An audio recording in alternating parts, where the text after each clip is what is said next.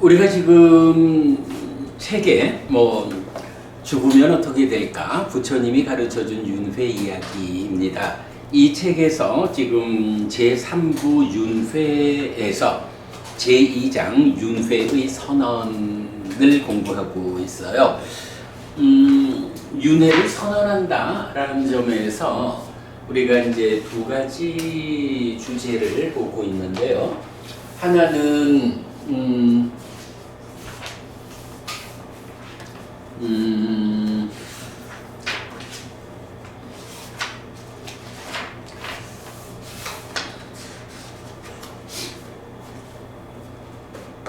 자, 윤회의 선언이에요. 윤회를 어떻게 선언하느냐라고 할 때 일단은 가르침의 토대가 되는 것이 있다.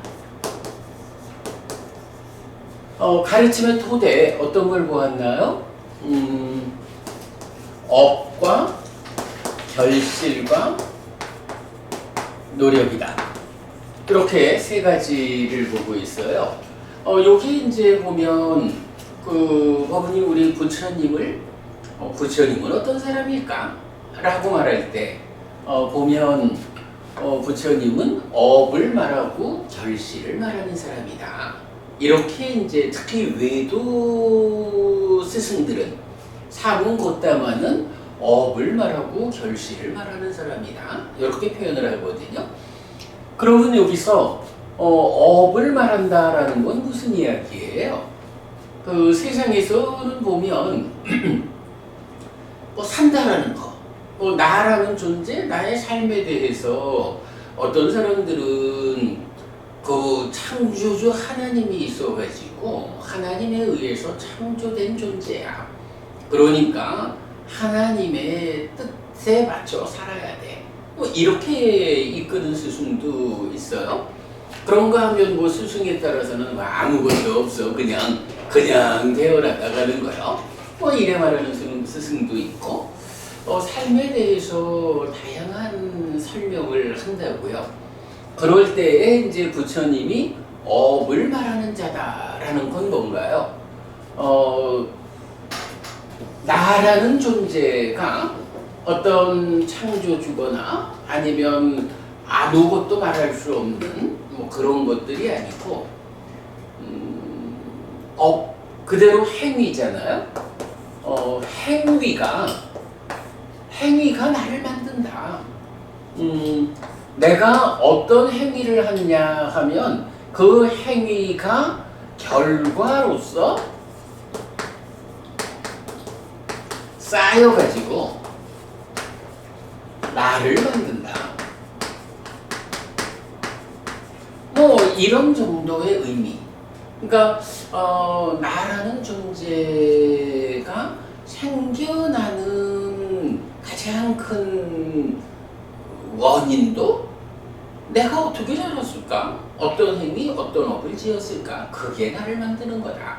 여기에 창조주 하나님 이런 개념 전혀 끼일 자리 없고 오직 내가 어떤 삶을 살아왔을까 하는 것이 지금의 나를 만드는 것이다. 이제 그런 개념이 업을 말하는 자 이런 개념이 되죠.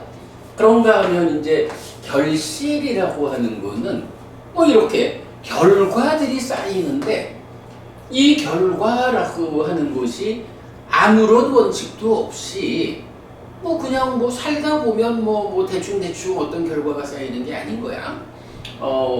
행위에는 과와 행위에 따른 직접적인 결과죠. 그리고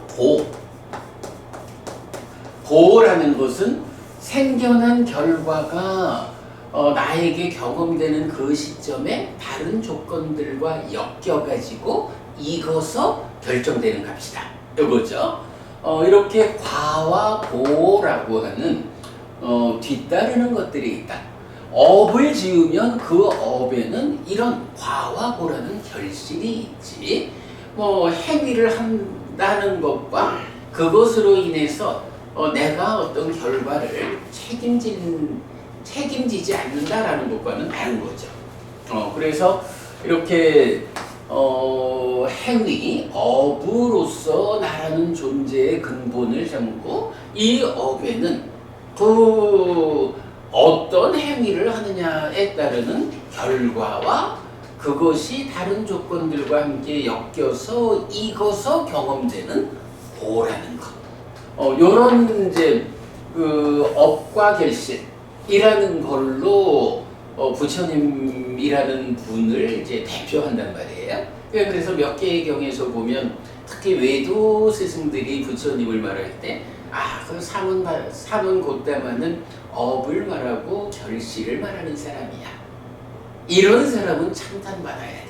이제 이런 이야기들이 나오거든요. 그런데 문제는 행위, 업을 지으면 거기에 과와 보가 따른다. 과와 보는 괴로울 것이냐, 행복할 것이냐 이렇게 나오는 거죠. 고아락으로. 그런데 문제는 우리가 이렇게 공부하는 삶의 결과로 괴로움을 만들어서 겪어갈 수는 없잖아. 행복을 만들어서 그 행복을 누리는 삶을 만들어야 되잖아. 그러려면 그냥 막 살아가는데도 괴로움이 안 생기고 행복이 생길까? 그러지 않죠. 이런 행위에 따르는 과와 보, 이 관계를 잘 배워 알아서 이제 괴로움은 생겨나지 않고 행복은 생겨나게 하는 노력을 해야 된다. 이런 개념이죠. 그래서 요거를 이제 우리가 농사 짓는 것하고 견주어서 말하잖아요. 어떤 것이든 농사를 지으면 그 농사로 결실을 거두는 거야. 그런데 문제는 결실이라는 게 풍작만 거두면 좋은데 경우에 따라서는 흉작을 거둘 수도 있어요. 근데 우리가 농사 지을 때 흉작을 거두려고 농사 짓질 않잖아. 풍작을 거두어서 행복하려면 어떻게 해야 돼요? 최선의 방법을 찾아서 최선의 노력을 해줘야 되죠.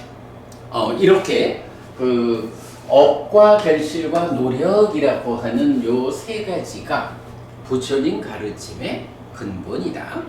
그래서 지난번 이제 우리가 머리카락으로 만든 옷감경 보았죠. 그 경에서 보면 마칼리 고살라라고 하는 사람이 업도 없고 결실도 없고 노력도 없어 라고 하면서 과거의 모든 부처님들도 업과 결실과 노력을 말씀하셨는데 마칼리 고살라는 그 부처님들도 거부해.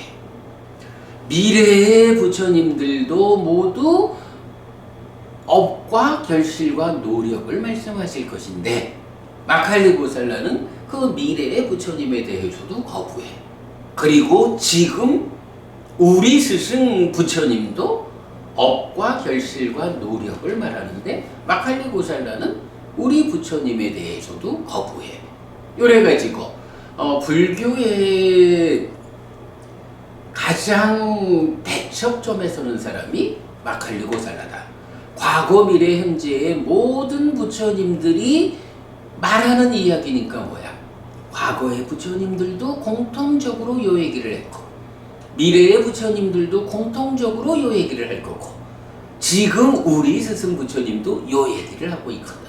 그럼 이건 뭐야? 이게 과거 미래 현재의 모든 부처님들의 공통된 가르침이잖아. 모든 부처님들이 공통되게 설하는 가르침. 그러니까 이것이 가르침의 토대가 되는 것이다. 이렇게 이제 우리가 그 의미를 이제 설명하고 있죠. 자, 그래서 이렇게 가르침의 토대하면서 우리가 이제 지난주에는 그 행위에 따르는 과와 보에 대한 이야기 좀 자세히 보았죠. 특히 행위를 하면 그 과와 보, 괴롭든 행복하든 과와 보가 생기고 그것을 이어가면서 우리가 변화하고 그 과정에서 괴로워하기도 행복해하기도 하죠. 이렇게 행위의 과정을 이어가면서 나의 존재, 나의 삶이 있다 라는 것을 이제 부처님은 어떤 말로 표현을 해요? 중생들은 어부님도 나도 누구냐? 업을 잇는 자. 내가 어떤 업을 지으면 그 업의 결실을 이어가면서 악업을 지으면 그 악업에 따르는 괴로움의 과를 보로서 겪어가면서 이어가고, 선업을 지으면 그 선업에 따르는 행복의 결실의 보를 누려가면서 이어가는 거죠. 네, 그렇게 업을 잇는 자라는 부분까지를 이제 같이 보았어요. 윤회를 선언한다라고 할 때 이렇게 이제 첫 번째를 가르침의 토대라고 보는데, 근데 부부님, 요거 업을 잇는 자, 행위에서 과와 보가 생긴다 하는 요거를 가지고 왜 여기서 윤회가 선언된다 이렇게 봐야 하죠. 요거 놓치기 쉬운데 요게 굉장히 중요한 거야. 행위를 하면 행위에 따르는 결과는 바로 생겨난다고. 근데 이 결과가 다른 조건들과 함께 엮여서 이거 가지고 경험되는 게 보잖아. 그런데 이 보는 언제 경험하나? 보가 경험되는 시기에 대해서 경은 세 가지로 말하죠. 이 몸으로의 삶, 지금 여기. 그리고 걸어서 닿는 것. 해서 요거는 내생. 그리고 또 하나는 그 다음의 생들. 이렇게 보라고 하는 것이 지금 내가 어떤 행위를 해줄 때 지금 행위에 있으니까 그 값을 살아서 다 겪어야지. 요렇게 할 것 같으면 다음 생에 대한 얘기를 안 해도 되죠.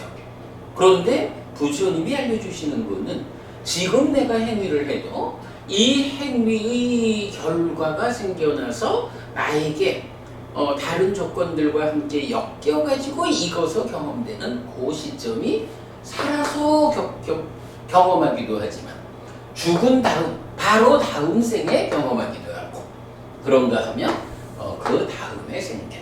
이렇게 세 가지로 말하니까 보에 대해서 업에는 과와 보가 따르는 거예요. 이렇게 보에 대해서 알게 되면 당연히 윤회라는 개념이 없으면 부처님이 말씀하시는 이 보라는 것은 의미를 가질 수가 없죠.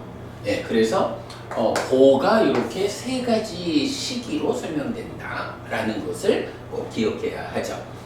자, 이렇게 가르침의 토대를 먼저 말하게 되면 이제 이어가지고 바른 견해를 이제 우리는 말하게 돼요. 삶을 보는 바른 시각이잖아. 그런데 바른 견해는 여러 가지가 있어. 근데 그 중에 가장 원초적 형태의 바른 견해가 있다라고 해서 이건 우리가 이름을 붙여준 거거든요. 원초적 바른 견해.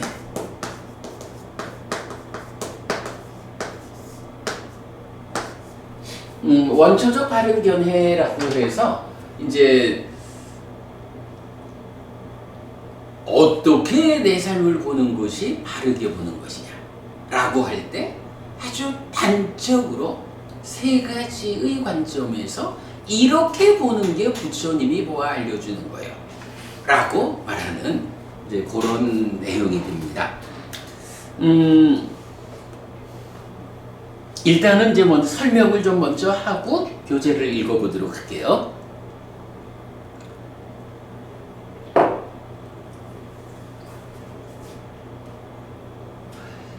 디가니카야 23번이 빠야시경이라고 있어요. 그 빠야시라는 이제 지역의 이제 관리야. 뭐 태수라고 번역을 하기도 하고, 하여간 요 빠야시라고 하는 이제 지역의 그 책임자 관리가 있는데, 이 사람이 어떤 견해를 주장하는 사람이야. 빠야시는 뭐라고 말하냐 하면 저 세상 그런 거 없어, 이렇게 말을 해요. 화생이라는 걸 말하는데 화생이라는 거 그런 거 없어.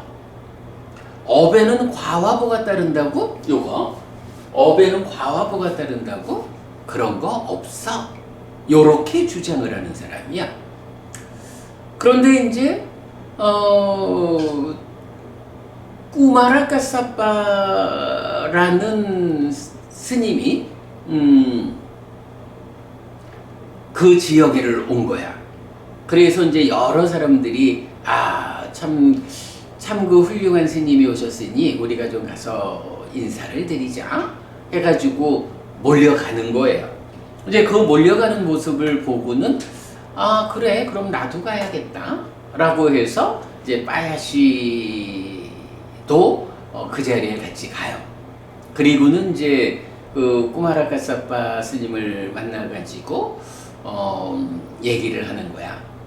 스님, 내가 알기로 그 저세상이라는 거 없습니다. 화생이라는 것도 없고요. 업에는 과와보라는 거 없습니다.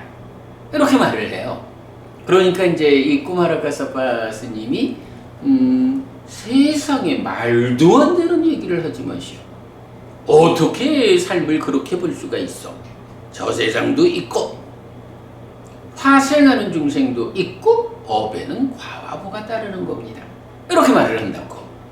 그런데 이제 이 빠야시 대수가 계속 꾸마라카사빠 스님이 이러이러해서 있다라고 알아야 합니다. 하면 또 다른 핑계를 대가면서 그래서 나는 없다고 생각합니다.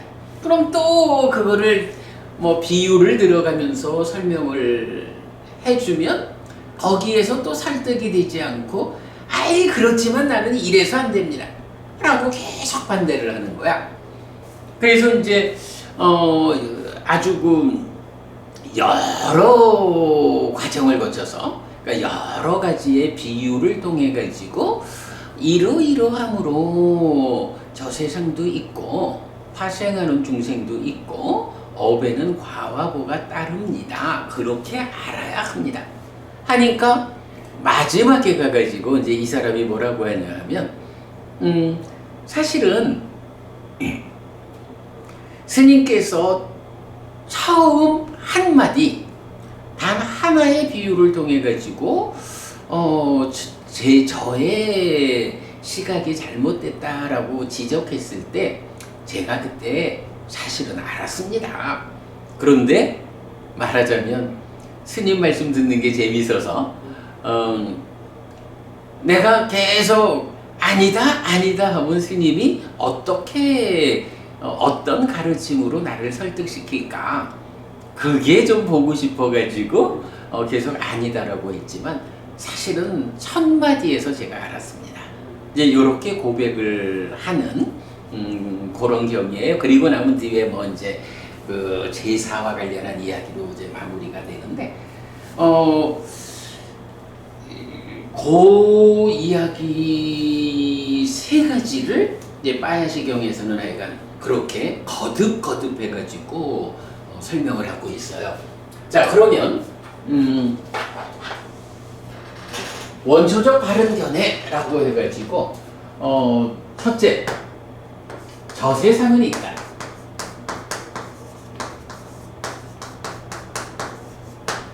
두 번째, 화생하는 중생은 있다.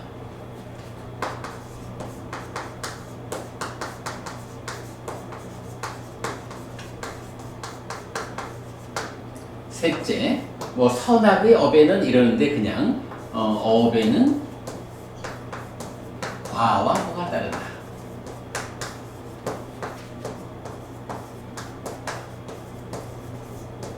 이렇게 세 가지로 삶에 대해서 시각을 갖는 것. 그게 바른 견해 가운데 가장 원초적 형태.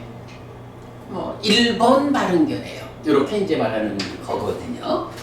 자, 그러면 이제 요 이야기를 우리가 한번 좀 따져보겠습니다.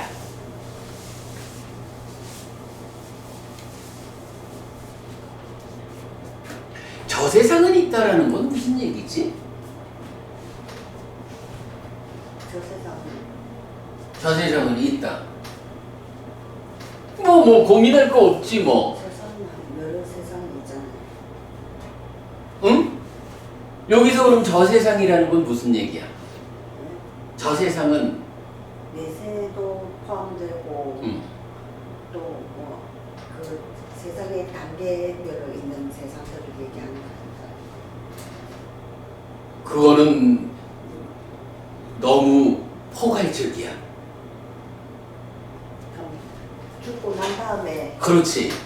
그러니까 저 세상이라는 말은 이거는 기본적으로 이 세상과 저 세상 이렇게 나누는 거잖아. 이 세상이라는 것은 이 몸과 함께 살아가는 지금의 나의 삶이죠. 저 세상이라는 거는 그렇죠. 다음 몸으로 살아가는 다음 생, 죽은 다음에 또 태어나는 요거잖아. 그런데 저 세상은 있다 이렇게 말을 하거든. 그런데요, 사실 우리가 좀 생각을 해보면 좀 곤란해. 저 세상은 있다라는 거가 재밌는 경우가 있었어. 이제 제가 이제 윤회 이야기를 하잖아. 그러니까 이제 어떤 그 윤회 없다라는 주장을 하는 사람이 이제 나한테 질문을 해요. 해피스님 죽어봤습니까? 이러는 거야. 아, 글쎄요. 내가 이 몸으로 태어난 다음에는 죽어보지 못했어요.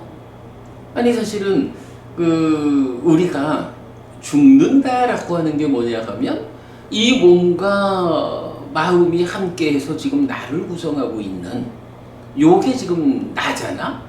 그런데 죽는다라고 하는 거는 뭐 여러 표현이 있겠지만 한마디로 말하면 마음이 몸을 떠나는 거라고. 마음이 그러니까 몸이 두 가지 조건이 필요해. 그러니까 몸이 유지되려면 하나는 간호사니까 더 잘하시겠다. 체온이 떨어지면 죽잖아. 그래서 그 왜 환자들도 막 체온이 떨어지고 그러면은 아주 비상이라며. 그러니까 이 몸이 유지되는 데에는 첫째가 몸의 열이 유지돼야 돼요. 그리고 또 하나가 요거는 뭐 이렇게 이제 계량되진 않는 거지만 생명력이라는 게 있어. 사실 뭐 따뜻하다고 해가지고 다 살아있는 건 아니지. 그래서 어찌 보면 이 몸이다라고 하는 게 뭐 그냥 고기 덩어리하고 별 차이가 없는 거지. 그런데 이 고기 덩어리 안에 체열이 담겨 있고 생명력이 담겨 있으면 그때 이게 몸이라는 상태로 유지가 되는 거야. 그러면 사실은 몸은 몸만 가지고는 의미가 없잖아요. 이게 마음이 몸과 함께라고 말을 하려니까 몸이 그냥 고기 덩어리가 아니라 몸이라는 존재 상태를 갖춰줘야 되니까 마음과 함께 몸이 되기 위해서는 생명력도 필요하고 체열도 필요하다.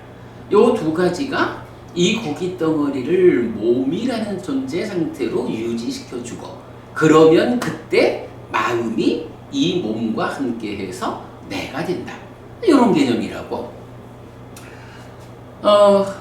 죽는다라고 하는 거는 그렇게 보면 결국은 이 마음이 식이 몸과 함께 나를 구성하려면 몸이 생명력이 있어야 되고 체열이 유지되는 요 두 가지 조건에 의해 가지고 몸으로 유지되어야 식이라는 이 마음이 함께 해가지고 내가 구성되는데, 살다 보면 생명력이라 하고 체열이 떨어지는 이래 가지고 몸이 유지되지 않는 데가 있잖아. 그럴 때는 식이, 이 마음이 더 이상 이 몸을 몸과 함께 지금의 나를 구성하지 못하는 거야. 그래서 이제 경에 보면 우리 마치마니카야 43번 교리문답의 큰경에서 보면 그런 표현이 나와요. 어떤 세 가지 법이 이 몸을 떠나면 이 몸은 길가에 버려진 나무 토막처럼 버려지는가? 이렇게 묻거든. 그럼 그 세 가지가 뭐야? 생명력이 다하고, 그래서 체열이 떨어지고, 그러면 식이라는 요 마음이 함께 할 수 없어서 식도 떠나죠. 그래서 생명력과 체열이라는 몸을 유지해주는 두 가지, 요게 버려지면 더 이상 마음도 이 몸과 함께 할 수 없어서 떠난다고. 그렇게 마음이 떠나는 요 현상을 뭐라 그래? 이게 죽음이거든. 그죠? 이게 죽음인데, 이 세상이라고 하는 거는 뭐야? 이 세상은 바로 이 마음이 이 몸과 함께 해서 지금의 나를 구성하고 있는 거야. 그러면 지금의 나를 구성하는 게 언제까지 나를 구성할 것이냐? 라고 하면 결국은 이 몸이 생명력을 잃게 되거나 체열이 소멸되거나 이 몸을 유지해주는 두 가지 조건이 버려지면 그때는 마음이 떠난단 말이야. 그러니까 결국은 몸이 유지되는 때까지는 이 세상이야. 그리고 그 몸이 유지되지 못해서 마음이 떠나면 이제 이 세상이 끝나는 거야. 자, 그럼 이 세상이 그렇게 해서 끝나잖아. 그 다음에 이 마음은 어떻게 되는 거야? 과와 보에 의해서 업을, 그래. 업에 따라서 업을 이어서 이제. 그렇지. 업을 이어서 가는 거지. 그런데 이제 그건 부처님 말씀이잖아. 세상에는 모두가 다 부처님 같이 깨달은 사람이 아니니까 이 식이라는 마음을 놓고 세 가지로 설명을 한다고. 어떤 스승들은 식이라는 게 몸이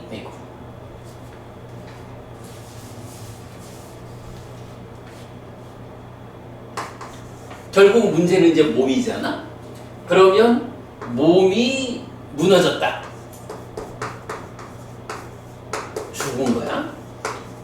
그러면 이렇게 죽은 상태에서 식이 어떻게 되느냐라고 하니 한 부류의 스승은 식도 몸 따라 죽는다. 몸 따라 소멸하고 만다. 이렇게 설명하는 스승이 있는 거예요.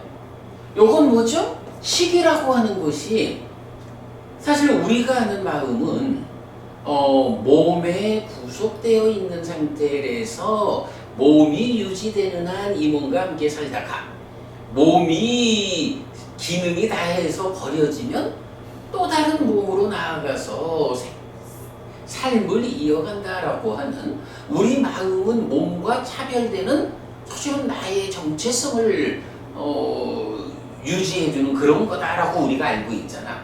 그런데 우리는 절에 다니면서 부처님 공부를 하다 보니까 그렇게 알고 있는데 세상에는 그렇게 안 보는 사람들이 있는 거야. 그래서 이제 어떤 스승들은 식이라고 하는 이 마음이 몸이 무너져 죽으면 몸이 무너져 죽으면 몸 따라 소멸하고 만다. 요게 뭐야? 단견 이래가지고 죽음은 끝이여 윤회 없어. 이렇게 말하는 거잖아.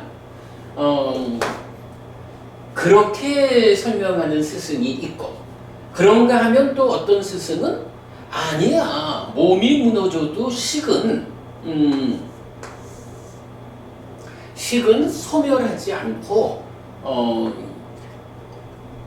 그래, 업을 이어가지고 다음 생으로 가, 다음 몸으로 가서 또 태어나, 이렇게 말하는 스승이 있는 거야. 그런데 이제 사실은 여기서는 좀 보면 조심스러운 게 다음 생으로 가서 태어난다라는데 사실은 두 가지 경우가 있죠. 한 가지는 뭐냐 하면 참된 존재성을 가지는 마음이다. 힌두교에서 말하는 아트만이다. 몸이 무너져 죽은 다음에 다음 세상으로 가는데 그 마음이 어떤 성질을 가지는 거냐 하면 참된 존재성을 가지는 아트만이야. 이렇게 말하니까. 그래서 참된 존재성을 가지는 아트만이 다음 생으로 간다. 이렇게 말하는 스승이 있는 거예요.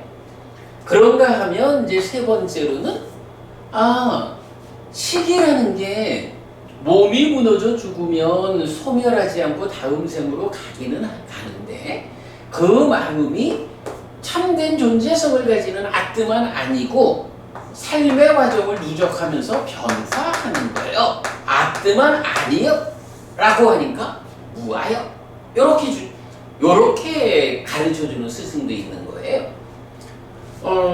요렇게 이제 세 가지로 설명을 하는데, 자, 보면, 몸이 무너져 죽은 뒤에 식이 소멸한다라고 하면, 단견, 윤회 없음, 이러는 거고, 다음 생으로 가기는 가는데, 아뜨만이요 라고 말하는 거는, 요거는 상견, 그러죠. 아뜨만의 윤회. 그리고 다음 생으로 가는 이 마음이 아뜨만이 아니고 무아역, 이렇게 말하는 거를 연기, 이렇게 말한다고요. 그래서 우리가 늘 말하는 연기된 식, 이런 표현이죠. 요렇게 몸이 무너져 죽은 뒤에 식이라는 이 마음은 어떻게 됩니까? 라는 데에 요런 세 가지 경우가 있는 거예요. 자, 요런 상태에서 이제 어떤 스님이 나한테 물어본 거야. 헬비 스님, 죽어봤습니까? 이래가지고, 아니, 내가, 사실 나도 전생까지를 다 생각해보면 내가 얼마나 오랜 동안 윤회를 해왔어. 그러니까 사실은 많이 죽어봤지. 그런데 지금 그 스님이 질문하는 거는 전생들까지 감안해서 하는 얘기는 아니잖아? 지금 이 몸으로 함께 살아가는 이 삶의 과정에서 죽어봤어요? 이러는 거야. 그래서 아니, 네, 죽어보지 못했습니다. 그랬더니 날 보고 뭐라 하냐 하면, 아니, 당신은 그럼 죽어가지고 죽은 다음에 이 시기, 이 마음이 다음 생으로 넘어가서 또 태어나서 살아간다라는 것을 확인 못했잖아요. 이러는 거야. 죽어보지 못했으니까 확인할 수 없지. 그래서 예, 나는 죽어보지 못했고, 그래서 죽은 뒤에 또 태어난다라는 거 직접 확인하지 못했습니다. 이래 대답을 했죠. 그랬더니만 아니고 직접 확인도 해보지 못했으면서 직접 확인한 것도 아니면서 뭐 윤회 얘기를 합니까? 요즘 같은 과학 시대에 이래 하는 거야. 내가 뭐라 했을까? 그걸 추구봐야 합니까? 그래. 근데 나는 그 한 단계 앞에 대답을 했어. 내가 뭐라 했냐 하면, 그러니까 이제 그이는 죽음은 끝이다라고 하는 이런 단견을 가지고 윤회를 말하는 해피스님을 이제 지적한 거잖아. 그래가지고 제가 그랬죠. 그래, 나는 죽어보지 못했고 그래서 죽음 이후에 또 태어나서 살아간다, 윤회한다라는 걸 직접 확인하지 못했습니다. 그런데 당신은 어떻습니까? 라고 내가 물어본 거야. 당신은 윤회를 말하는 해피 스님 보고 죽어보지도 못했고 확인하지 못했으면서 그런 얘기를 하느냐? 이래 했잖아. 그러면서 자기는 뭐야? 자기는 윤회 없음 단견을 말하고 있잖아. 그래서 내가 그렇게 물어본 거야. 당신은 어떻습니까? 당신은 혹시 죽어봤습니까? 이러니까 그 사람 뭐라 하겠어? 죽어보지 못한 건 똑같잖아. 그래서 내가 또 물었지. 아니 그러면 스님은 죽어보지 않았고 죽은 다음에 태어나지 않는다 끝이다 라는 것을 직접 확인하지 못했잖아요. 그런데 아니 스님은 죽어보지 않아서 직접 확인하지 못했으면서 왜 죽음은 끝이라고 윤회 없다고 그런 주장을 합니까? 라고 똑같이 되물은 거야. 되게 웃기는 일이지. 근데 사실은 확인하지 못하기로는 자기나 나나 똑같잖아. 만약에 그 스님이 자기는 정말로 죽어봤고 죽어봤더니 끝이더라, 다시 태어남이 없더라 라는 것을 확인을 했다라면 그 확인한 상태에서 확인하지 못하는 해피 스님 보고 왜 그런 말을 하시오? 라고 지적한다면 그건 할 말이 없는 거예요. 근데 어차피 죽어보지 못하고 확인하지 못하고 한 건 자기나 나나 똑같은데 그렇게 말을 할 수가 있나? 그래서 내가 이건 똑같은 질문으로 되돌려 드렸지? 그랬더니 자기도 대답을 못해. 그래서 이제 내가 거기서 그런 얘기를 한 거야. 스님도 나도 확인하지 못합니다. 그런데 사실은 우리가 살아가면서 법부님 생각에는 어때? 죽으면 또 태어나야 한다, 윤회해야 한다 라는 이것이 사실일 때 하고 거짓일 때, 그래서 죽으면 정말로 끝난다라는 경우하고 죽어도 또 새로운 몸으로 삶을 이어가고 업을 잇는 자로서 지금 내가 짓는 업의 결과를 괴로움이든 행복이든 이어가면서 살아야 한다. 이런 두 가지 경우가 사는 방법이 같을까 다를까? 다르겠지. 그건 뭐 설명의 필요가 없이 다를 거야. 사실 내가 지금 지은 업을 이 몸으로 살아가는 동안에도 뭐 계속 겪어가면서 사는 거지만 여기서 다 경험하지 못하는 거는 다음 생에까지도, 왜냐하면은 마음이라고 하는 나의 정체성이 이어지니까 이 나의 정체성을 가지고 이어지는 이 마음이 새로운 몸과 함께 새로운 이름으로 살아가는 것 뿐이지 사실은 지금도 내가 몸보다는 내 마음이 훨씬 더 낫지 뭐. 이런 마음의 입장에서 삶을 보면 사실은 다음 생이라고 하는 것도 몸만 달라졌지 똑같은 나의 삶이거든. 그렇게 보면 지금 내가 악업을 지으려 하다가도 아이고야, 이 악업이 정말로 지금 살아있는 동안에는 어찌 좀 피해간다 해도 그게 다음 생에라도 내가 그 괴로운 보를 겪어야 되는 거야. 이렇게 안다라고 하면 어때요? 악업을 짓는 일을 두려워할 거 아니야. 그래서 악업을 피할 거 아니야. 역으로 선업을 짓는 일을 힘써 실천하겠죠. 그러나 죽음은 끝이다, 다음 세상이 없다 라고 하면 살아있는 동안만 잘 좀 피하면, 그리고 또 살아있는 동안이라는 거는 또 웬만해서 보면은 돈과 권력이 있으면 살아있는 동안에는 좀 남을 해코지를 하고 그래도 그 돈의 힘으로 권력의 힘으로 막아내잖아. 죽은 다음에 그거 다 내려놓고 가가지고는 방어할 수 없이 겪어야 하는 거니까 문제지. 그러니까 죽음은 끝이다라는 이런 생각을 가지고 세상을 살게 되면 이제 악업을 짓는데 두려울 게 없는 거야. 선업을 지어야 하는 확고한 이유가 없는 거야. 그러니까 이거는 분명히 다른 거예요. 저 세상이 있다고 아는 거와 없다고 아는 거. 이건 분명히 달라. 그러다 보니까 그런데 이제 문제는 뭐냐 하면 우리가 확인할 수가 없잖아. 그죠? 내 눈으로 내가 직접 죽어서 확인하고 돌아와가지고 아이고 내가 죽어봤더니 있더라 이러면서 악업을 두려워하는 이런 삶을 살 수 없는 게 우리의 현실이라고. 그렇지만 모르면 안 되는 이제 이런 문제다 보니까 결국 이건 말을 돌리면 뭐냐 하면 알기는 알아야겠는데 내가 직접 아는 방법이 없어. 그죠? 얘기가 딱 그거잖아. 무슨 방법이 있을까? 알기는 꼭 알아야겠는데 내가 직접 내가 확인하는 방법이 없어. 선지식 하는 얘기를 듣고 선지식이죠. 그래. 그 선지식이란 말을 그냥 말을 바꾸면 뭐가 돼요? 스승이라고 말할 수가 있지.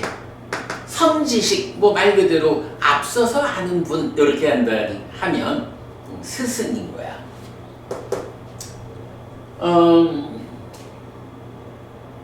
그래서 이제 나보고 해비스님 죽어봤습니까? 죽어보니까 또 태어나서 살아갑니까? 그래서 윤회를 말합니까? 이래서 내가 아니 나는 확인 못했는데 당신은 어때요? 당신은 확인했어요? 자기도 확인 못했으니까 할 말이 없지 뭐. 그때 내가 얘기를 한 거야. 당신의 스승은 누구입니까? 그죠? 스님이라고 우리 이제 계속 내가 스님으로 하는데 실제로 스님 중에 윤회를 부정하는 사람이 많이 있거든 지금. 그래 승복을 입고 있으니까 세상 사람들은 다 스님이라고 부르고 스님의 가르침이 부처님 가르침을 전달한다 생각하고 뒤따라가잖아. 그래서 내가 딱 물은 거야. 스님의 스승은 누구입니까? 뭐라 하겠어? 자기가 그래도 승복을 입고 있는 사람으로 나의 스승은 부처님이 아니고 유물론자가 내 스승이야 이렇게 말은 못할 거 아니야. 그러려면 승복 벗어야지. 그러니까 이 사람이 대답을 못하는 거지. 당신의 스승은 누구입니까? 승복 입고 계신 분 스님이 그렇게 부정하시죠? 많아요. 그래요? 요즘 한국 불교에 아주 공개적으로 부처님 가르침을 바르게 알고 나면 윤회는 없다라고 이 주장하는 사람들이 많아요. 유튜브에도 얼마나 많은데. 한국 불교에서 이름 있는 스님들 중에도 많아 그런 사람들이. 그래서 이제 내가 당신의 스승은 누구입니까? 그렇게 묻는 거야. 자, 그럼 이제 여기서 우리가 한 가지 표현을 할 수가 있어. 스승.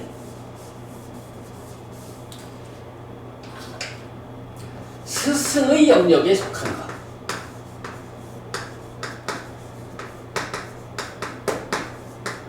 이런 표현을 할 수가 있어.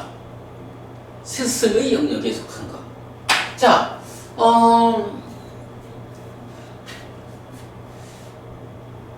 우리가 만약에 부처님한테 부처님 이 세상이 있습니까? 이렇게 묻는다 그러면 그 질문거리가 되나? 세상이 있습니까? 지금 여기 발을 딛고 있는 세상이 이 세상. 그래. 내가 지금 이 세상을 살고 있으면서 이 세상이 있어요, 부처님? 바보지 뭐. 그죠? 그런데 만약 부처님한테 부처님 저 세상은 있습니까? 이렇게 묻는다면 어때요? 그건 물어볼 만하지. 왜냐하면 우리가 직접 죽어서 확인하고 올 수 없는 주제여서. 그죠? 그러기 때문에 나에게 이런 확인할 수 없지만 알아야 하는 주제에 대한 정답을 주는 사람, 이런 정답을 주는 사람이 말하자면 스승인 거야. 부처님은 우리한테 스승이잖아. 그러니까 부처님한테 질문할 수가 있죠.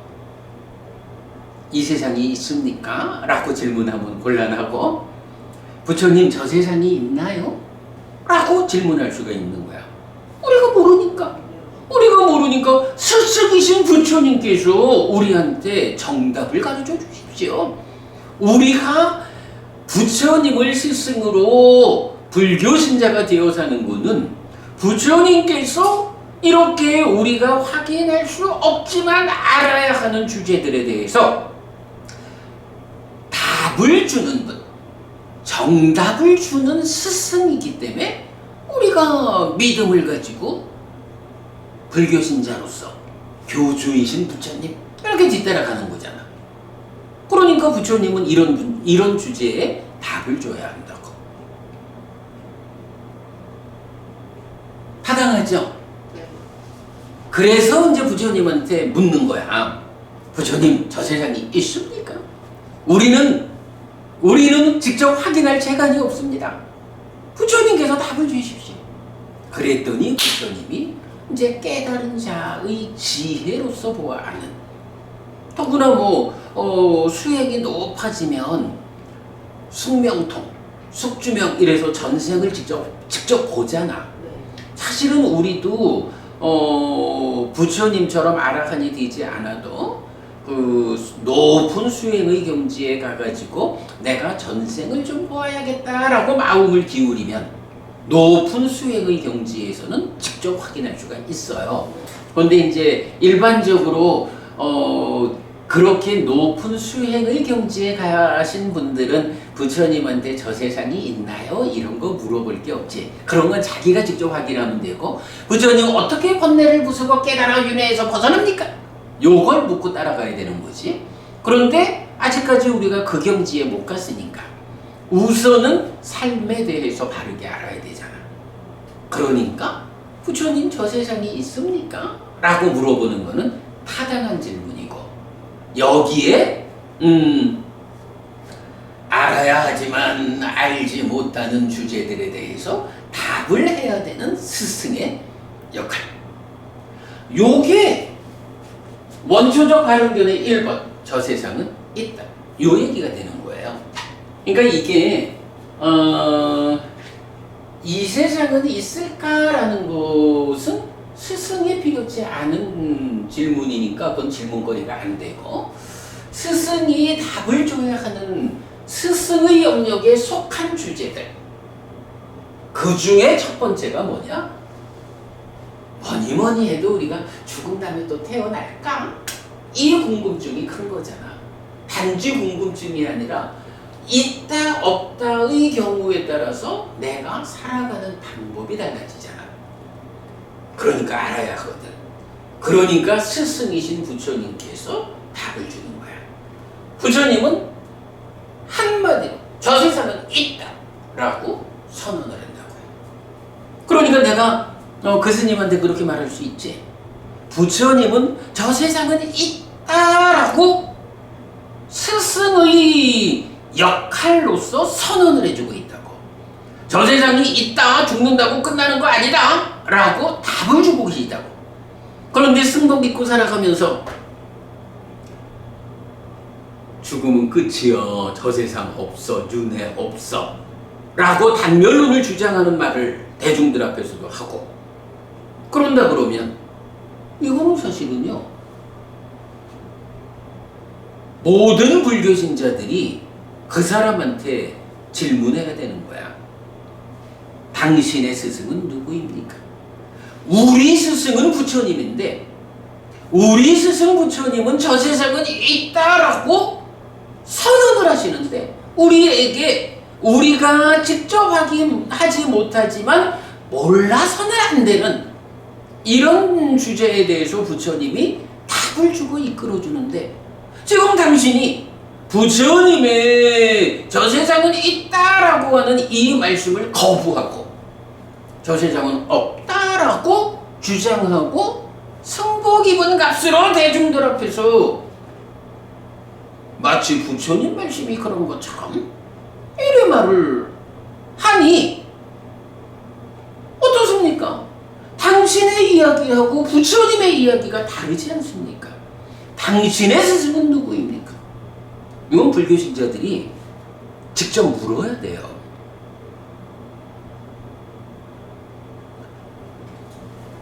대답해 주셨어요? 그분이 당신의 스승은 누구십니까?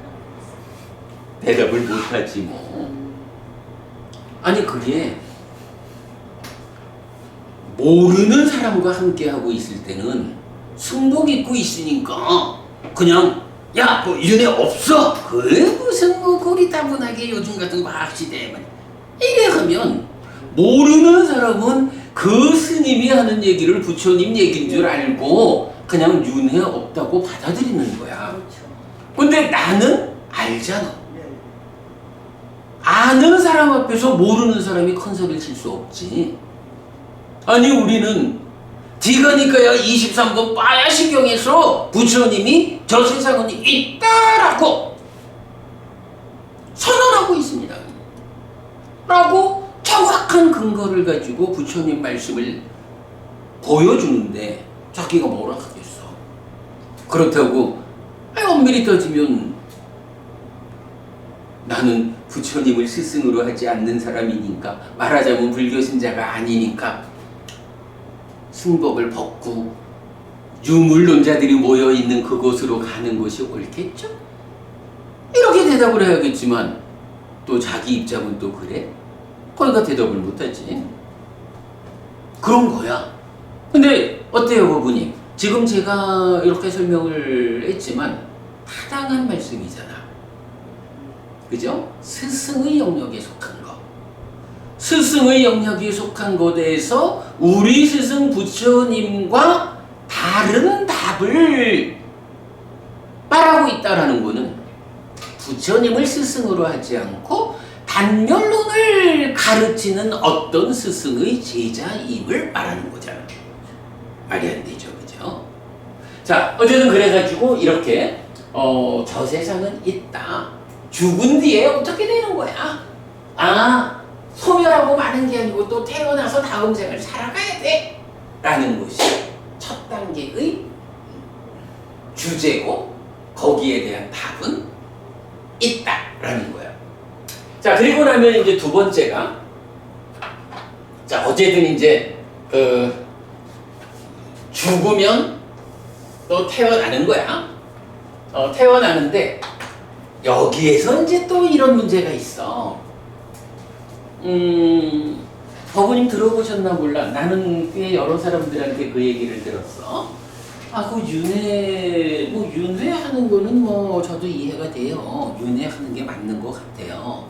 근데요, 그 윤회에서 태어나는 자리, 어디로 윤회하느냐라고 하면, 아니, 생명이라고 하는 게 인간과 짐승, 인간하고 짐승밖에 더 있습니까? 식물은 그러니까 중생으로 치지 않는다라고 하니, 그러면 중생이라고 하는 게 윤회해서 태어난다라고 하면 죽은 다음에 인간으로 태어나거나 짐승으로 태어나거나 뭐 두 가지 중에 하나 아니겠습니까?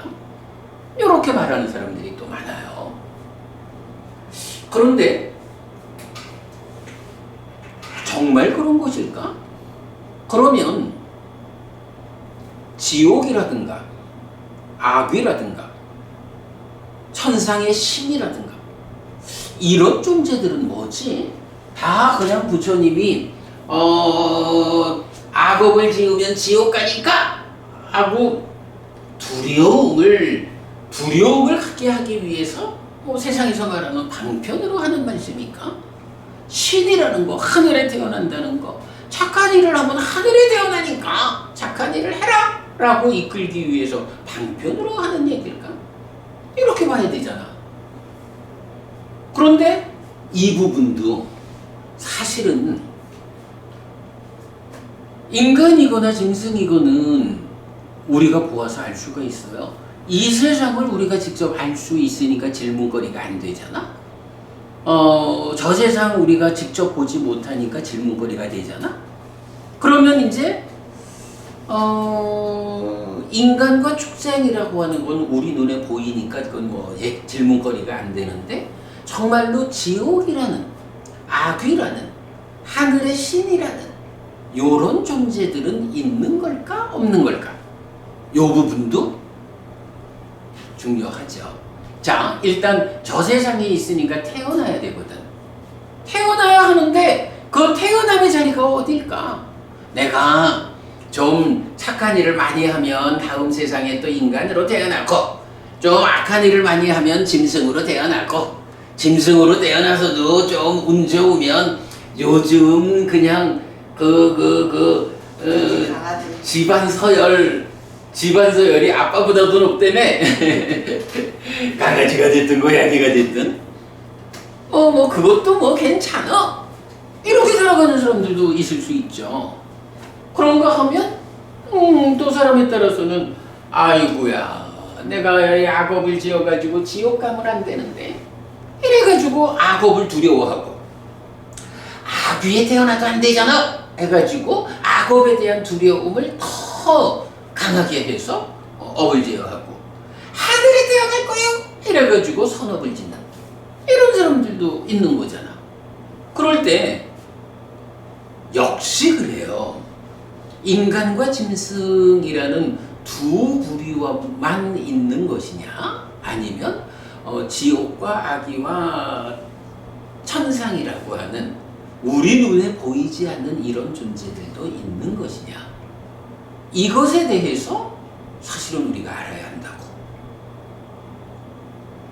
그 부분에 대해서는 그런 마찬가지 부처님한테 질문할 수가 있는 거야.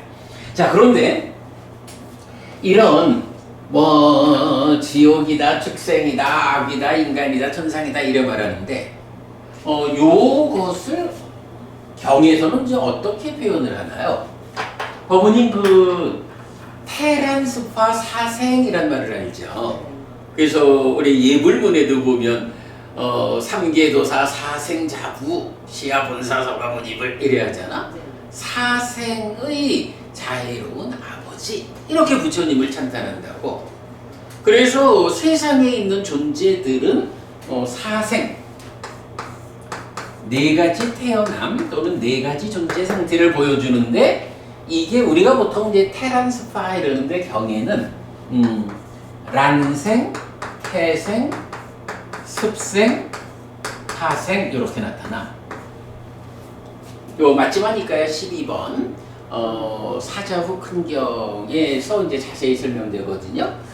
자, 그래서 보면 여기 이제 그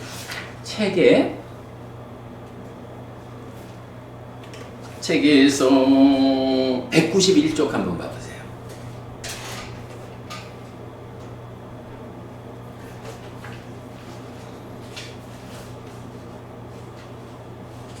자, 191쪽 세 번째 보면 세 번째 단락. 또한 같은 경은 요 사자후 큰 경이에요. 네 가지 태어남, 즉 존재의 영역을 설명하는데 난생, 태생, 습생, 화생입니다.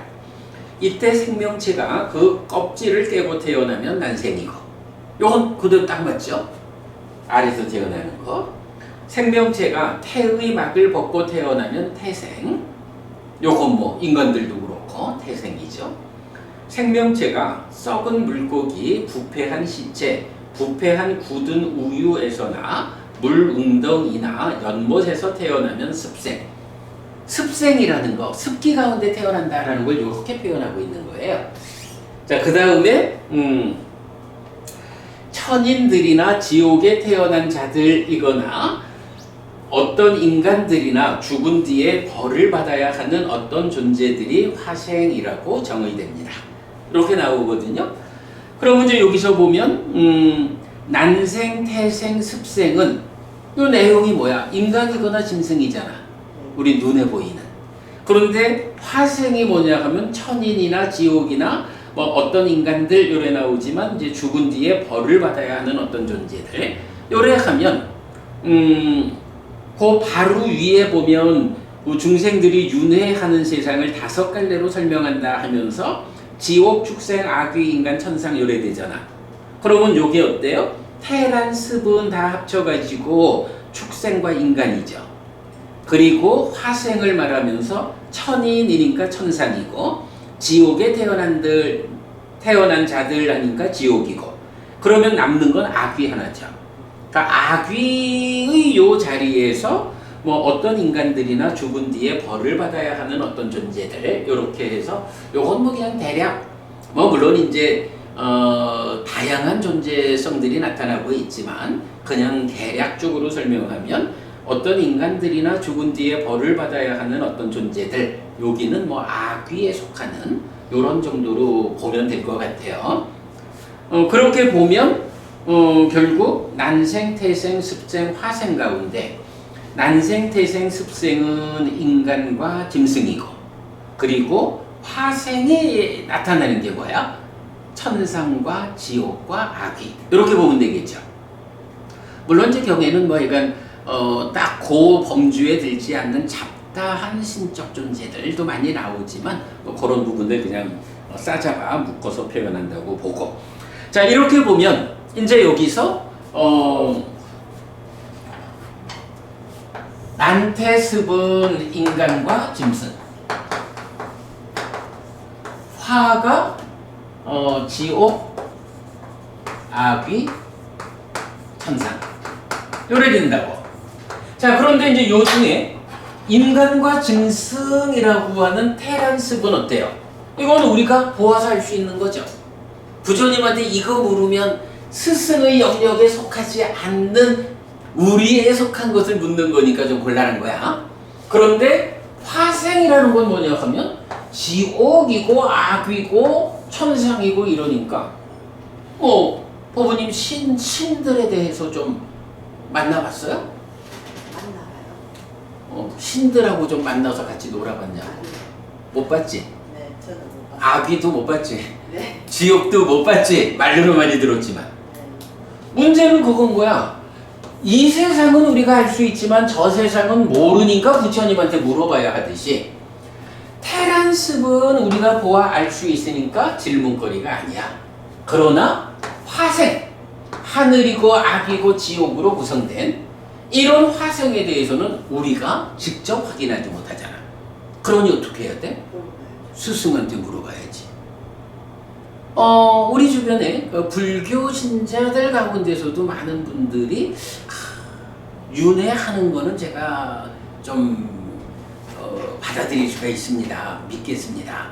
그런데 그 윤회하는 데가 뭐 인간과 짐승뿐이지 그런 지옥, 악귀, 천상 이런 부분은 좀 곤란하잖아요. 이렇게 말하는 사람들이 많아. 그러면 내가 또 그래. 법부님은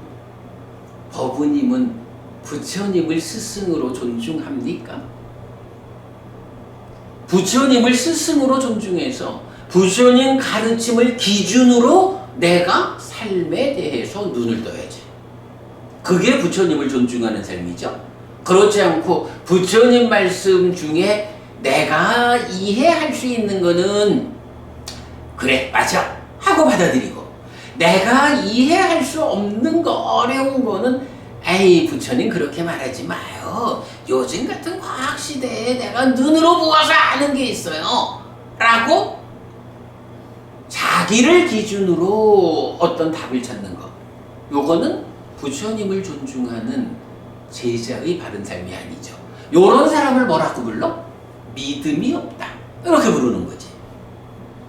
자, 그런 부분에 대해서 바로 스승의 영역에 속하는 두 번째 지옥과 악귀와 천상을 포괄하는 화생이라는 존재에 대해서 부처님이 답을 주는 게 두 번째, 원초적 발음변의 두 번째죠.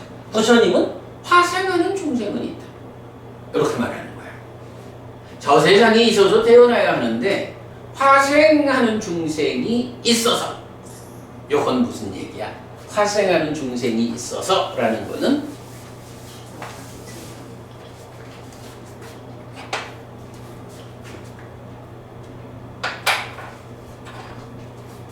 죽으면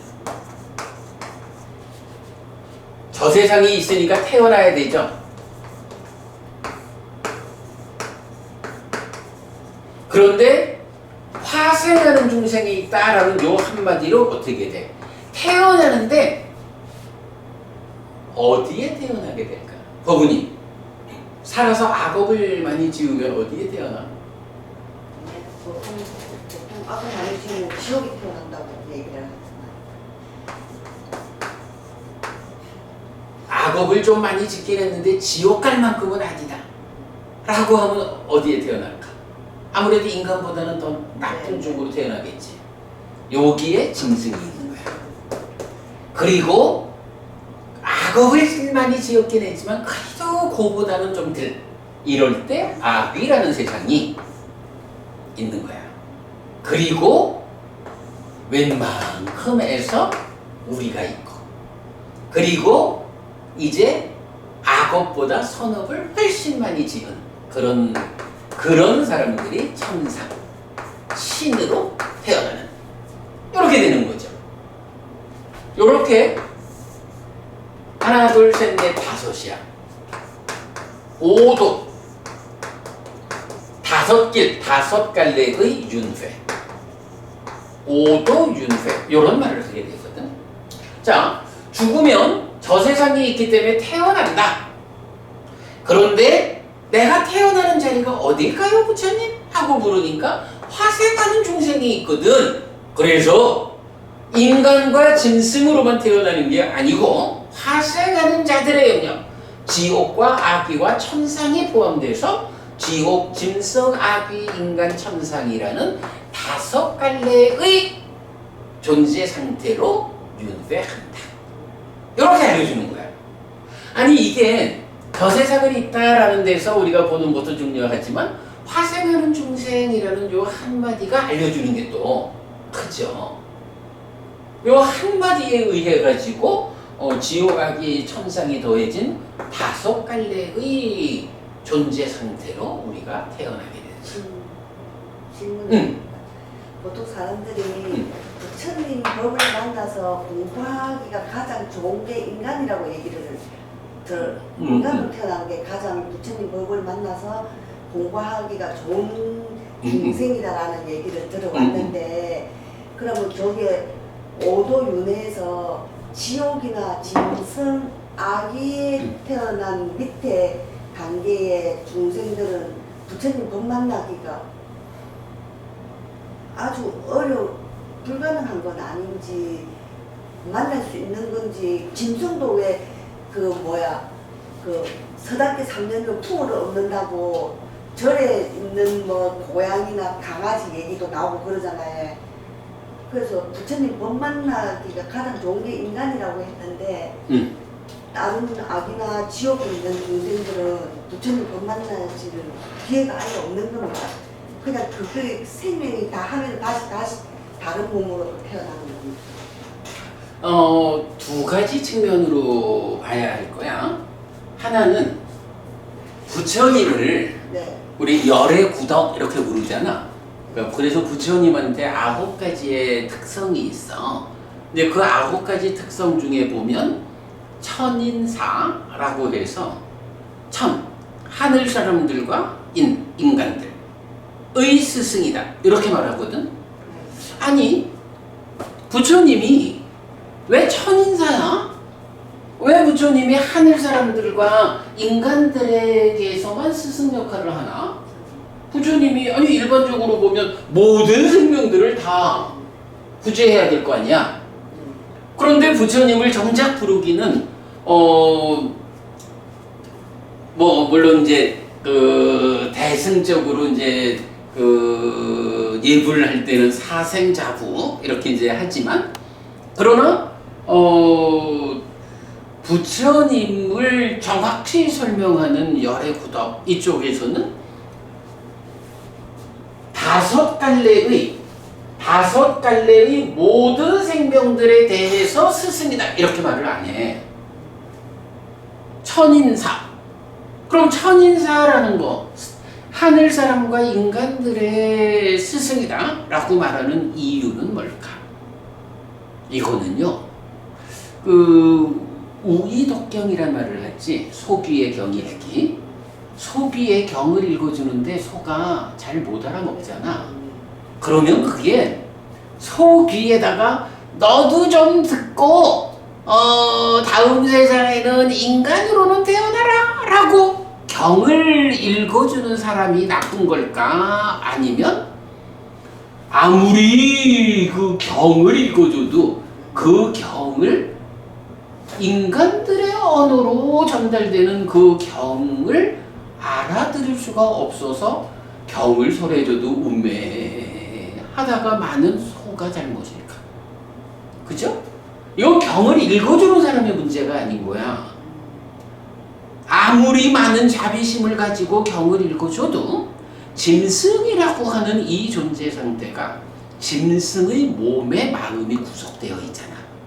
윤회하는 과정에 마음은 뭐 오르락내리락 했겠지만 지금 상태는 짐승의 몸에 구속되어 있기 때문에 짐승 몸의 유전자가 이끄는 만큼밖에 사실은 못 넘어서잖아. 어부님 지금 질문이 굉장히 중요한 질문이거든. 굉장히 중요한 질문인데 나는 약간 첫 번째로는 이렇게 그 부처님이 천인 사인 이유. 부처님이 자비심이 없어가지고 뭐 저 짐승이나 악이나 지옥 중생들을 연민하지 않아가지고 그들의 스승 역할을 안 하는 게 아니야. 부처님도 어쨌든 인간들의 언어로 인간들에게 법을 설하는 거라고. 그런데 하늘 사람이나 인간들은 부처님께서 법을 설하면 그 가르침을 귀 기울여 들어가지고 그 말씀을 이해해서 이게 길이다 라고 해서 배워 알고 실천하는 일을 통해서 뒤따라가가지고 자기 삶을 향상하잖아. 심지어는 부처님 깨달음의 경지를 재현하기까지 하잖아. 그런데 전생에 업이 나빠가지고 아귀로 태어나거나 축생에 태어나거나 지옥에 태어나는 이런 경우가 되면 그들의 지금 몸의 구속 상태가 이 법을 배워 아는 조건이 되지 못한단 말이야. 그러니까 이제 어떤 말을 해요. 맹구우목이란 말이 있죠. 그 100년에 한 번씩 숨쉬러 올라오는 거북이가 있다며 그 태평양 같은 큰 바다에 100년에 한 번 숨쉬러 올라오는데 그 바다 위에 구멍이 뚫린 판자가 하나 있어가지고 그냥 파도 따라 흘러다니는 거기 어쩌다가 올라왔는데 그 판자의 구멍에다가 모가지를 탁 걸치고 쉬는 이런 확률이라는 게 뭐 진짜 거의 무한대분의 일인 거지 뭐. 맹구우목이라는 게 바로 그런 확률로 얻어질 수 있는 거의 얻어지기 힘든 이런 거를 말하는 거잖아.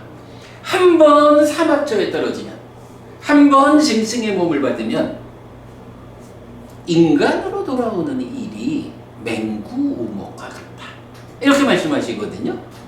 물론 뭐 그것이 정말로 그런 어떤 숫자를 헤아려서 뭐 따져야 한다 이거보다는 그만큼 악처에 떨어지면 인간으로 돌아오기 힘드니 악업을 지르면 안 된다. 이걸 강조해 주시는 건데 생각해 보면 왜 한번 짐승으로 떨어지면 인간으로 오기가 어렵냐라고 하면 짐승들의 세상은 기본이 뭐냐 하면 생존이라고, 약육강식이라고, 어떻게 내가 살아남느냐. 살아남는다라는 게 육식동물은 잡아먹어야 살고 초식동물은 잡아먹히지 않아야 사는 거예요. 그들의 삶의 모든 관심이 생존에 있잖아. 그러니까 그 약육강식의 현장에서 생존에 이끌리는 이 삶의 가운데 언제 내가 그래도 우리처럼 우리도 사실 뭐 세상 사는 일이 인간도 힘들지, 인간도 세상 사는 일이 힘들지만 그래도 우리는 조금만 삶에 대해서 진지하려 하고 노력하려 하고 하면 내가 부처님을 만나야겠다. 다음 세상에는 진실한 인간 몸으로 태어나진 않겠어. 하늘에 태어나겠어. 그리고 나도 깨달아 윤회에서 벗어날 거야. 이렇게 삶을 향상해야겠다라는 우리의 관심이 미치잖아. 근데 사실은요, 그래서 우리가 늘 생계의 해결이 중요하다라고 하는 게, 사람들도 그래. 당장 생계가 해결되지 않으면 공부하러 못 오잖아. 그죠? 굉장히 중요한 이유야. 그래서 이제 그러한 이유들 때문에 악처에 떨어지면 인간으로 오기도 힘든 거야. 하늘로 가긴 더더욱 힘들지 뭐. 뭐 그렇다고 해서 확률 제로는 아니야.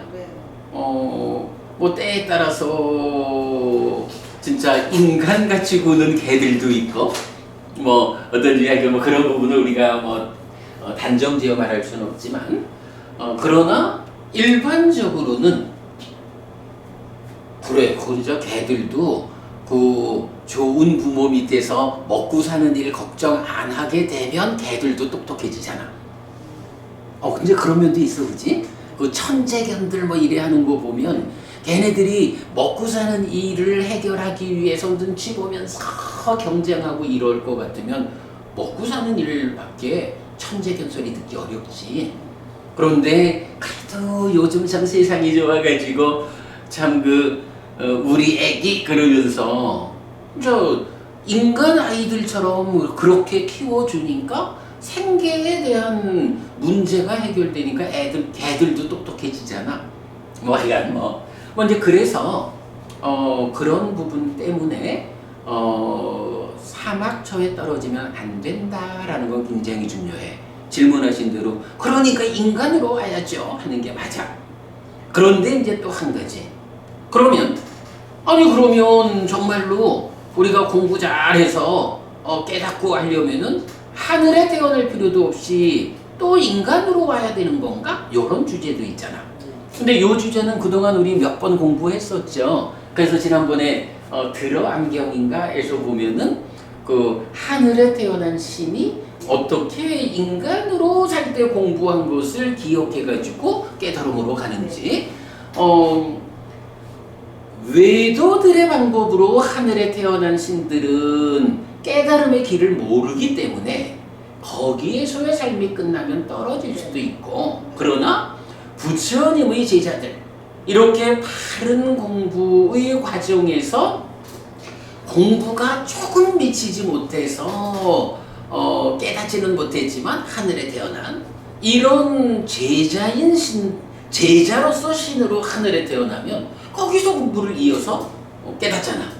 그러니까 인간으로 와야 돼 이렇게 말할 필요는 없고, 근데 이거는 만약에 정말로 깨닫기 위해서는 인간으로 와야 돼 이게 맞다 하면 경에서 얼마나 많은 경에서 부처님이 하늘에 태어나라고 이끌어요.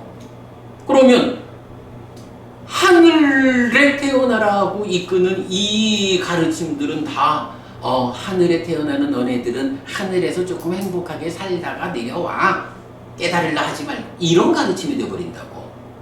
요건 아주 그래 곤란한 거야. 그래서 일단 인간으로 지금 우리가 살고 있기 때문에 인간으로의 지금 삶에서 1번 사막초로 가는 사막초로 떨어지는 일은 절대 안 된다. 2번 부족해도 인간으로는 태어나서 최소한 천인사인 부처님의 가르침을 배워 알고 실천할 수 있는 그런 토대는 갖춰야 된다. 3번 하늘에 태어나서 지금 공부를 이어서 하늘에서 깨달아야 한다. 4번 지금 몸으로 죽기 전에 깨달아 태어나지 않는. 이렇게 말할 수 있는 거야. 그게 답이야. 자, 시간이 다 됐다. 이제 빨리 마무리합시다. 자, 그래서 요 화생하는 중생이 있다라는 요 말 설명돼 있죠? 어쨌든 저 세상이 있기 때문에 태어나야 하는데 화생하는 중생이 있다라는 이 한마디 답변에 의해서 5갈래의 윤회가, 요거는 사실은 꼭 죽은 다음에만 5갈래 길이 있다 이건 아니야. 지금도 우리가 짐승들은 함께 보잖아. 지금도 우리한테 보이지 않는 존재 상태로 지옥도 아기도 천상도 있는 거야. 지금은 우리가 전생에 그래도 이만큼 살아왔기 때문에 인간으로 태어난 거야. 전생에 죽어가지고도 사실은 지금 펼쳐져 있는 5갈래의 세상 중에 인간으로 우리가 태어난 거지. 지금은 아닌데 죽은 다음에만 5군데가 있다. 이건 아니야. 지금도 우리 눈에 보이는 인간과 짐승, 우리 눈에 보이지 않는 하늘과 아귀와 지옥이 공존하고 있다. 보이느냐 보이지 않느냐 하는 거고, 그렇게 공존하고 있는 5갈래의 세상 중에 이 몸이 무너져 죽은 뒤에는 그 중에 어디로 갈까? 이렇게 되는 거. 그거 보는 게 중요하고요. 그 다음에 이제 3번째가 업에는 과화보가 따른다 라고 나오는데, 업에는 과화보가 따른다 이건 무슨 얘기야? 이런 그 저세상이냐 화생하는 중생이냐 해서 업을 지으면 결실이 있고 노력이 있다라는 토대를 그대로 말하는 거죠. 죽으면 저세상이 있어서 태어나는 것이다. 화생하는 중생이 있어서 5갈래의 존재 가운데 태어나야 한다. 그런데 어쨌든 우리가 중요한 건 뭐야? 제후도 법원님이 딱 그 말씀을 하셨지만, 우리가 부처님 제자로 이래 살아가면서 지옥 가는 건 말도 안 되는 거야. 축생으로 태어나는 것도 말도 안 되는 거야. 아귀로 태어나는 것도 말도 안 되는 거야. 최소한 인간으로는 태어나야 하고, 그리고 기본적으로 하늘에 태어나야 하죠. 그러면 그러려면 어떻게 해야 돼? 그러려면 업에는 과화보가 따른다 라고 해서, 업에는 과화보가 따른다 대표적으로 뭐가 있죠? 10악업과 10성업이 있는 거죠. 그래서 10악업은 과도보도 괴로움이어서 지옥으로 이끄는 힘을 가지니까 피해야 하고, 10선업은 과도보도 행복이어서 하늘로 이끄는 힘을 가지니까 적극 실천해야 한다. 이렇게 되는 거죠. 그러니까 이제 여기 하니까 그래 되는 거야. 질문 1. 저 세상은 있습니까? 그래, 저 세상에 있어서 태어나야 돼. 질문 2. 화생하는 중생이 있습니까? 그래, 화생이 있어서 5갈래 가운데 태어나는 거야. 그러면요, 부처님, 우리가 어떻게 사막처를 피하고 인간이나 하늘에 태어나겠습니까? 라고 물을 때 3번째 질문에 대한 답이 업에는 과화보가 따른다. 그러니 과도보도 괴로움이어서 지옥으로 이끄는 힘을 가지는 10악업은 피해야 하고, 과도보도 행복이어서 하늘로 이끄는 10선업은 적극 실천해야 한다. 요런 답. 태어나야 한다. 오도윤회다. 어떻게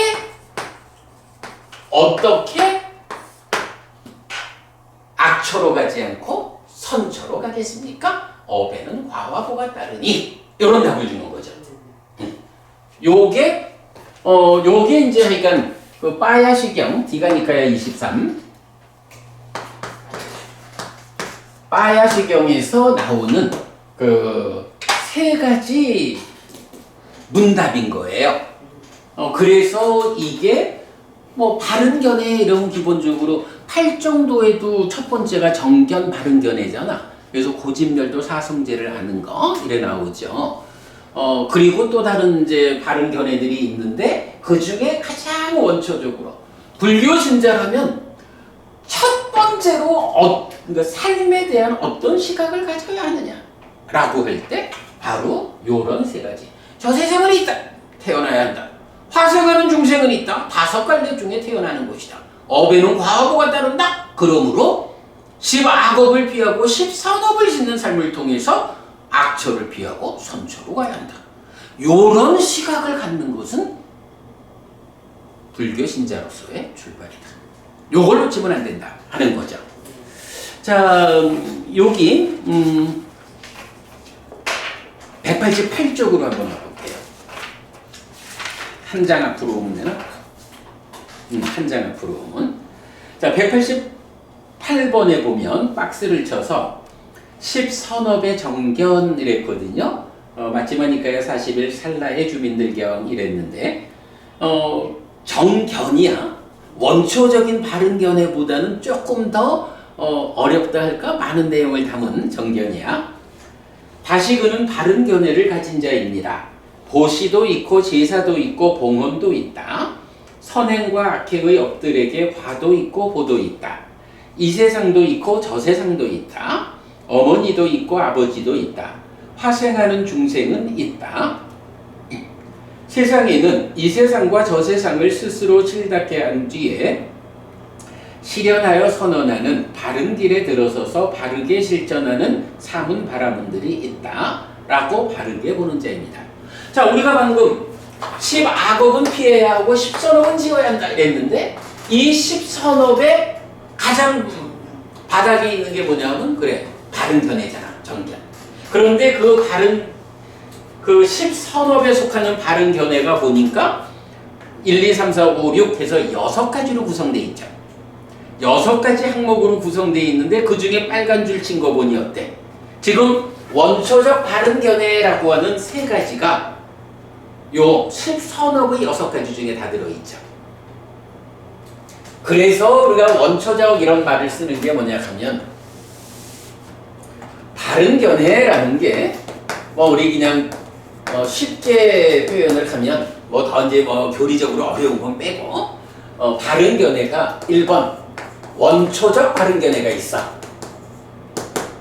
3가지야. 그리고 그거보다 조금 더 확장된 게 10선업의 바른 견해가 있어. 그죠? 요 3가지 더하기 3가지가 더해져서 6가지로 나오는 거죠. 그리고 뭐 일반적으로 8 정도의 바른 견해가 있죠. 이건 빼놓으면 안 되죠. 8 정도의 바른 견해는 뭐야? 고집, 고멸, 고멸도의 알미죠.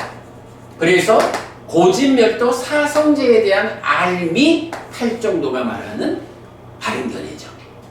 바른 견해 이러면 우리가 기본적으로 이렇게 원초적 바른 견해 3가지 10선업의 바른 견해 6가지로 구성된 것 그리고 8 정도가 말하는 사성제에 대한 암 요렇게 3가지 정도만 우리가 기억을 하면 아 바른 견해는 이런 것이다 라고 물론 이제 경에는 요 3가지 말고도 뭐 아주 드물게 바른 견해가 좀 특별하게 나타나는 경우들이 있는데 뭐 그 부분까지는 뭐 우리 모르더라도 요 3가지 원초적 바른 견해, 10선업의 바른 견해, 8 정도의 바른 견해 요 3가지만 우리가 기억하고 있어도 아주 훌륭한 삶을 살 수 있다.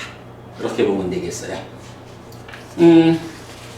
뭐 교재가 이제 몇 페이지 있습니다만은 요 내용은 뭐 안 읽어보고 넘어가도 돼요. 지금 요 안에 있는 내용을 상세하게 제가 다 설명을 했거든요. 그래도 재밌지. 당신은 죽어봤어요? 당신의 스승은 누구입니까? 유튜브에 죽었다가 깬 사람들 올려놓은 글 되게 많잖아요. 그게 이제 그 부분이 네. 정말로 체열이 다하고 생명력이 다해서 정말로 식이 떠난 네. 불교가 말하는 이 죽음의 순간, 그 죽음의 순간까지, 그 죽음의 순간을 넘어서 갔다 왔는지 이렇게 확인이 안 돼요. 강 건넜다가 다시 온 사람들도 있고 그렇던데요. 그게 이제 자기의 경험인데 네. 마음이라는 게 굉장히 다양한 현상을 보이기 때문에 뭐 그런 거 말고도 사실은 그 뭐 수행자라든가 또는 뭐 여러 가지 경우에서 이 마음이 경험하는 게 무지하게 많잖아. 그 무지하게 많은 마음의 경험이 다 실제적인 경험일까라는 부분이 사실은 확인이 안 되는 거야. 근데 부처님 가르침에 의하면 일단 생명력과 체열이라는 이 두 가지가 버려져서 몸이 기능을 상실하면 그때 식이 떠나는 거야. 그래서 불교적인 죽음은 식이 떠나는 거야. 그리고 한 번 떠난 식은 돌아오지 못해. 왜냐하면 식이 떠난다는 게 죽는 거잖아. 그러면 우리가 그 중유, 중음신이라는 존재가 부처님한테는 그런 개념이 없어. 왜냐하면 죽는 순간 태어난다고.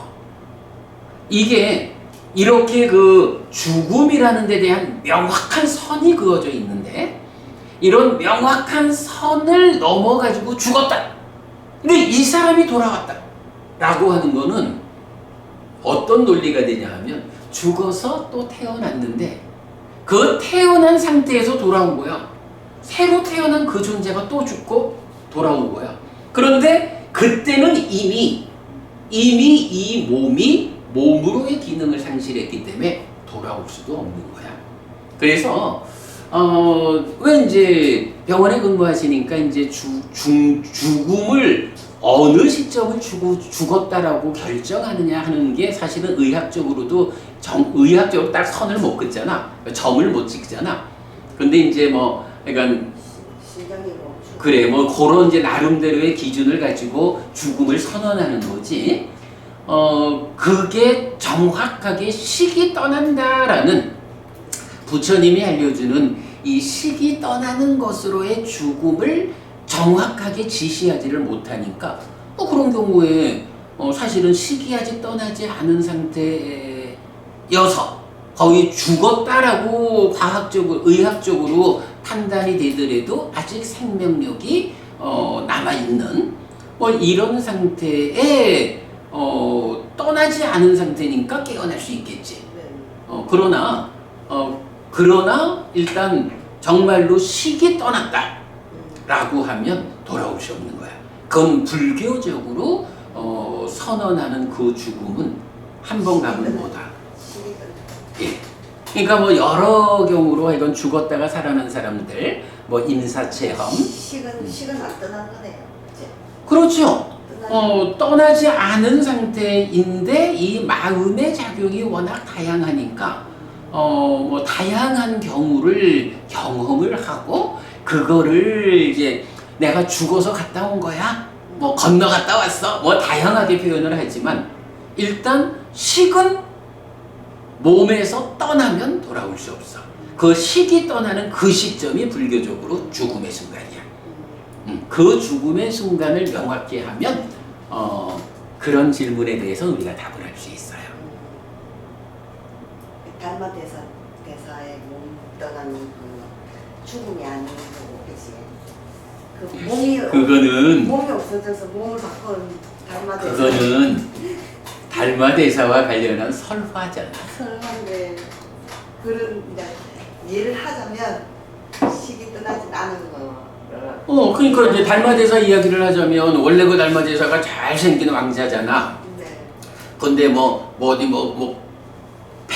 죽은 뱀 치우고 왔더니 뭐 어찌 됐다 그랬나? 뭐 그래서 몸을 갖다 몸을 뺏겨가지고 이제 그 험상궂은 몸으로 들어갔다는 거 아니야?